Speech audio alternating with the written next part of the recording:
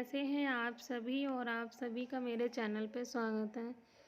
तो ये अष्टमी वाले दिन का क्लिप है शाम का। तो यहाँ मैंने 9 दीपक जलाए थे। हमारे यहाँ शाम को ही पूजा की जाती है। जो दीपक वगैरह रखे जाते हैं वो शाम को ही रखे जाते हैं। मतलब मैं शुरू से ही ऐसे ही करती हूँ। वही मैंने किया, मंदिर तो कहीं गए नहीं थे, घर में ही ये कर लिया था मैंने।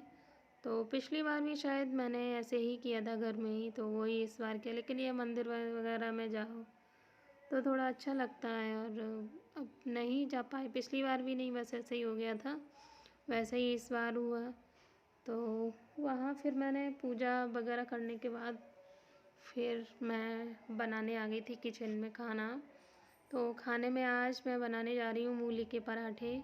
तो ये मेरे हस्बैंड के फेवरेट हैं। और जो दो तरह से बनते हैं मूली के पराठे, एक बनते हैं जो जड़ रहती है उसको घिस के और पानी निचोड़ के और फिर उसको तल के तब बनाते हैं, और पत्ती पत्ती नहीं उसमें डालते। और ये मैं बनाने जा रही हूँ पत्ते सहित, जो जैसे सब्ज़ी बनाते हैं, पत्ते और मूली को दोनों को काट के फिर उबालना होता है, उबाल के फिर निचोड़ के फिर जैसे हींग है, जीरा है और लहसुन वगैरह से तल के, जैसे तलते हैं कोई चीज़ फ्राई करते वैसे ही। हींग जीरा मैं तो नहीं डालती, मैं तो लहसुन से फ्राई करूँगी। तो इसको तलेंगे जब उबल जाएंगे तब, और फिर निचोड़ देंगे। तो फ्राई करने के बाद फिर जैसे पराठा बनते हैं ना आलू के, वैसे ही बनाएंगे इसको।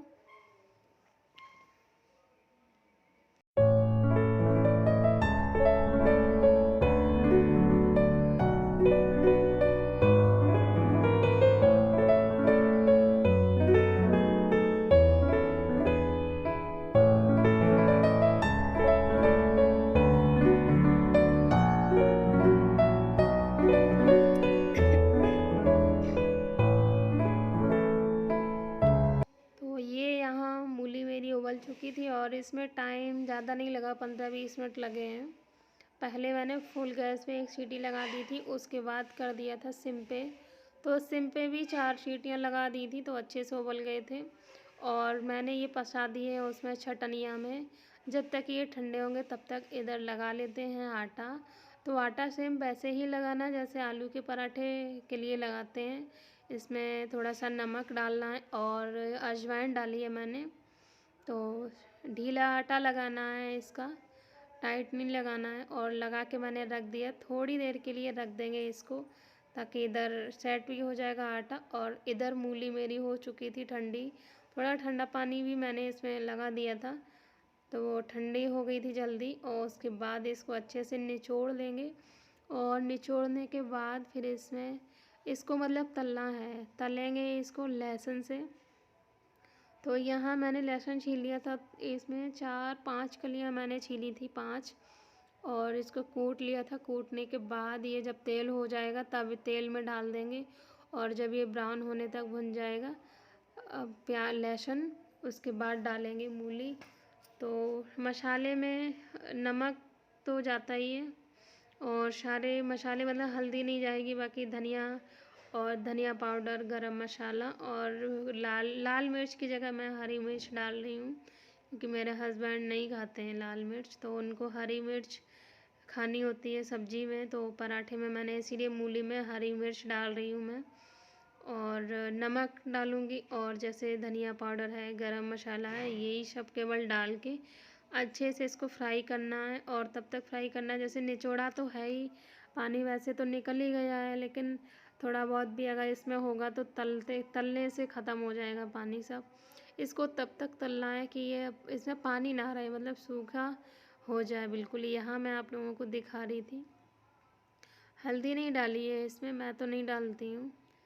तो यहाँ मूली भी मेरी हो चुकी थी फ्राई, और मैं इसको निकाल के रख लूँगी भगोनी में इसमें, और ये भी ठंडी हो जाएगी। और इधर जब आटा लगा रखा खाना, वैसे मैंने बहुत जल्दी कर लिया था, पूजा करने के बाद तुरंत ही मैं इसमें लग गई थी, क्योंकि काटना उबालना ये सब टाइम लगता है।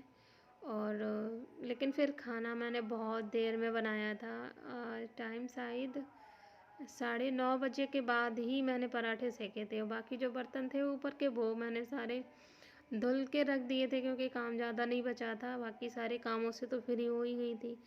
और खाना भी ज़्यादा नहीं बनना था, केवल हस्बैंड के लिए ही बनना था।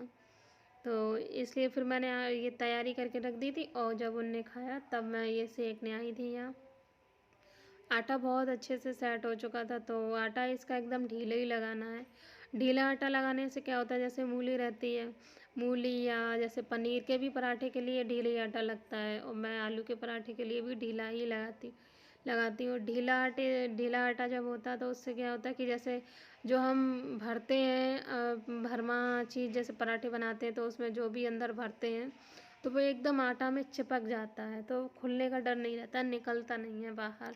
और टाइट आटा रहता है तो फिर निकल जाता है बाहर बेलने से, तो इसलिए ढीला ही आटा। और ढीला जब आटा लगाओ ना, तो लगाने के बाद इसको तो हमारे समझ से तो शायद 1.5 घंटा हो गया था आटा को रखे, तो बहुत अच्छे से ही सेट हो गया था। लेकिन लगाने के बाद ढीला आटा लगाने के बाद कम से कम इसको आधा घंटे का तो रेस्ट मिलना चाहिए, तभी आटा जाके सेट हो, तो बहुत अच्छे से हो जाता है, अच्छे बनते हैं। फिर यहाँ मैंने एक पराठा बेल के डाल दिया था, और ऐसे मेरे बढ़िया फूले फूले पराठे बन रहे थे। और मेरा तो खैर व्रत ही था, तो अब बोलेंगे नहीं आपको व्रत था तो क्या मन कर रहा था। लेकिन हाँ, ये है कि जब व्रत होता है तो ये सब चीज़ें बनती हैं ना, और जब खुद की पसंद की हो तो फिर मन थोड़ा ख़राब होता है, खुद ही को बनाना और होता है, तो वही था। तो मैं खैर मूली भी ज़्यादा नहीं लाए थे, 2 लोगों के हिसाब से लाए ही नहीं थे, और रख भी नहीं सकते थे इसको, क्योंकि लाए थे तो बनाना भी था तुरंत। तो वही था, ये क्या सीख गया, और धीरे धीरे मैं फटाफट सेक लूँगी। 4-5 बने थे पराठे, हाँ। तो उसमें से भी एक बच गया था, तो वो मैंने फिर उठा के रख दिया था फ्रिज में। और मैंने कहा जब व्रत तोड़ेंगे ना नौमी वाले दिन, खाना बना के उसके बाद खा लेंगे। और फिर फेंक भी नहीं सकते थे ना, ताज़ा था, इसलिए कैसे फेंक देते, गाय वगैरह को भी कैसे दे देते। तो मैंने उठा के टिफ़िन में और रख दिया था फ्रिज में। तो नौमी वाले दिन, जिस दिन मैंने व्रत तोड़ा था, उस दिन फिर मैंने वो खा लिया था। और यहाँ इसमें टिफ़िन में मैं बार बार इसलिए थोड़ा थोड़ा करके घी ले रही थी, क्योंकि ये धोना था, काफ़ी दिन हो गए थे, 4-5 दिन इसमें था, तो मैंने कहा चलो यही ख़त्म हो जाए तो तब धो धा के तब दूसरा नया निकालेंगे। तो वो धुला भी नहीं था टिफ़िन, वो उसका हो गया था घी ख़त्म। और उसके बाद मैंने देसी घी जो होता ना भैंस का घर का, वो मैंने पॉट उठा लिया था। मैंने कहा चलो 2-3 तो सीख ही गए हैं, 2 ही तो बचे हैं। वैसे रोटी नहीं, घी से क्या चुपड़ के खाते हैं, घी की चुपड़ी हुई रोटी खाते हैं, तो ये पराठे बन जाएंगे इससे। तो वही मैंने उठा लिया था, निकाला नहीं था। अब ये जब टिफ़िन धो लेंगे तब फिर इसमें नया निकाल लेंगे घी। और वैसे भी पराठे वगैरह बनते हैं, चम्मच से लगाते हैं तो उसका जो पत्थर रहता है ना, वो चम्मच में चिपका रहता है, तो फिर घी में हो जाता, तो ज़्यादा दिन नहीं चलता है। 4-5 दिन तो रख सकते हैं एक ही बर्तन में, फिर चेंज करना ही पड़ता है। तो वही मेरे साथ था। तो यहाँ ये शायद लास्ट पराठा मैं बेल रही थी, देखिए आप लोग भी।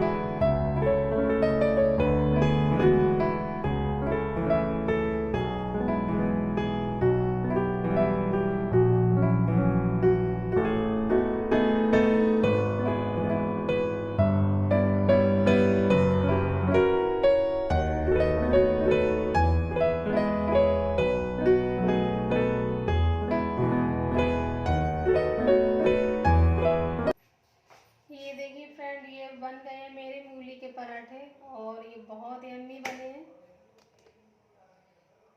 ये देखिए फूले फूले एकदम। और आ जाइए आप लोग भी, खा लीजिए आके। मुंह में किस किस के पानी आ रहा है, एक बार आप लोग भी ट्राई करके देखना, बहुत टेस्टी लगते हैं ये। जड़ के तो मतलब बनाते ही हैं, लेकिन ये मैंने पत्ती जो रहती है ना मूली की, उसको मतलब मिला के पत्ती सहित बनाए हैं। तो आपको मैंने बताया ही है, दिखाया ही है सारा कुछ, तो आप बना सकते हैं, लेकिन बहुत टेस्टी लगते हैं ये ऐसे। तो ये मेरे बन गए, ये मैंने केवल बनाए अपने हस्बैंड के लिए, और गिनती के ये कितने बने हैं, 5 पराठे बने हैं।